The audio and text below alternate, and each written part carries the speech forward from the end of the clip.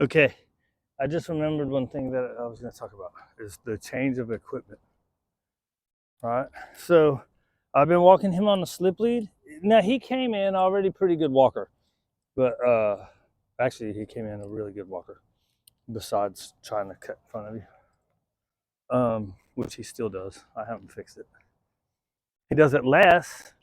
I never did the step in front of them. You step in front of them, so they have to jump over your foot, and it's annoying to them, so they stop getting in front of your space. And he's doing that crap a lot inside now with all of his free time. He wants to come get all like on my legs. I'm like, that's why I got to work on the go to bed more. But that's what I do inside. I just say, no, get on your bed. And I just grab his collar and I put him on the bed. And then when he lays down, then I pet him and I give him a bone or something. He doesn't really chew those fake bones. But anyways, I had him on a slip lead. I saw this dude talking and he's like, yeah, these people say they're a prong collar, e-collar, and then you get rid of it. But really what I found is you just need more and more. No, you don't. I see these guys all the time. Like they're still there, but it's hardly ever used. And even the few dogs that I've used, the Bronco on, you hardly ever have to use it. The exception of the Ginger. God, dog that girl. Now she walks really good, but she wants to just go. It's like we're trying to walk right here. Right? So, anyways, what I've noticed with him was I went from a slip to a martingale, right? So I've been walking on a slip lead, and I accidentally kind of stayed on it too long. So when I started bringing him on the martingale the last couple of days, he's like, right. So now look, this is our work spot, and he's perfect, right? So he's not gonna act up, right? And when I say act up, I just mean kind of trying to pull off a little too much when we're walking. Like, dude, what the hell? You've been such a good walker this whole time. Why are you acting like a jackass? And I'm like, oh, because I changed from the slip lead to the martingale, and we haven't done any work on it, right? So there's always a little adjustment if you're going to change the stimulus of what you're using, right? So I went to these ladies with two dogs on Friday. Same issue with both dogs. And they put one on a head halty, gentle leader, whatever the hell you want to call it. And then the other one they put on a harness. I'm like, well, that's terrible. Harnesses are terrible. It just makes you have to work more, right? But that's what I told them. I was like, well, if they're pretty good on it, except for a couple situations, then we just need to work through those situations.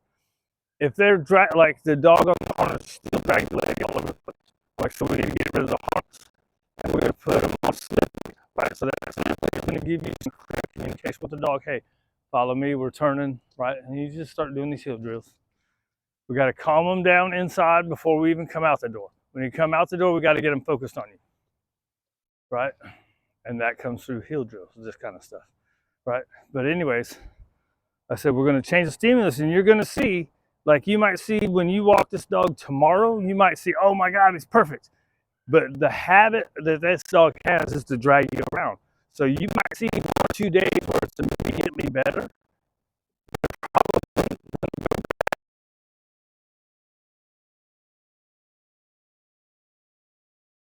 And it makes the dog go, hey, what the hell's going on? In that moment, you have to do your foundational work that you didn't do to start with, right? So the whole point is that's how you get away from tools, right? You don't just put a tool on and go for your 30-minute walk, right? You put a different tool on, whatever the tool you want to use. I don't give a shit. I ain't opposed to any tool as long as you're teaching the dog how you want to use it. Right? So, anyways, you can't put it on because you're going to see an immediate change. But it is a temporary change. That's what this guy was trying to say. It's a temporary change, but you see an immediate change. It's not going to get better. It's going to get worse unless you do the foundational work. You can't rely on the tool to do the work, right? So that's kind of what I did with him. Now the change of a slip lead to a martingale is minimal. So I kind of was just like, and he's been a good walker since he got here, so whatever. So I didn't think I would see any change, but I did. You're seeing him being super good right now, and this is the first time we've done heel drills on his collar, right? But we're in the environment where we've done a ton of heel drills, right? So if you change the stimulus, you have to do your heel drills. You have to get the dog to follow you. And you can, when you're doing heel drills, you can use a ton of food if you want. Ready, sit. Good. Stay. You can use a ton of food and heel drills. Oh, and then we got to decide. When I start walking, I'm not using a ton of food. I started to for a while, and I'm like, there's got to be a point, dude, with your dog where it's just natural, right? It's just you and your dog. Now you have to put the work in. Heel. Right? I almost forgot to say something. So I almost had him stay and then not break the stay, right? So if you just move and he moves, that's not good. If you still stay, unless you said break or the next command. Anyways, point being is, I don't know, I got lost now because I had to explain that. I had to explain that I almost messed up thing. I'm gonna get ready to play, right? Anyways, the tool itself, no tool itself is gonna do the trick. You have to teach the dog, and it's not gonna happen in 1 or 2 sessions, right? It's not gonna happen in 1 or 2 heel drills.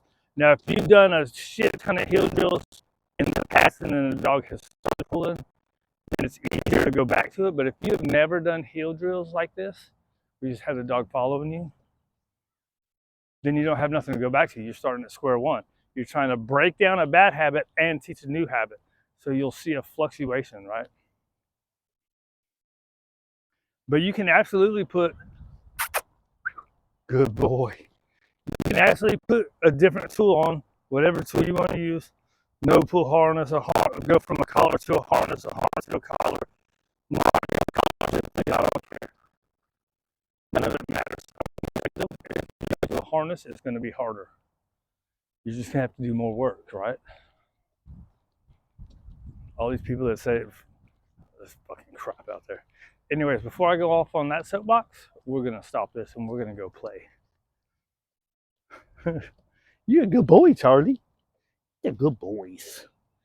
Yes, he's a good boy. All right, let's go play.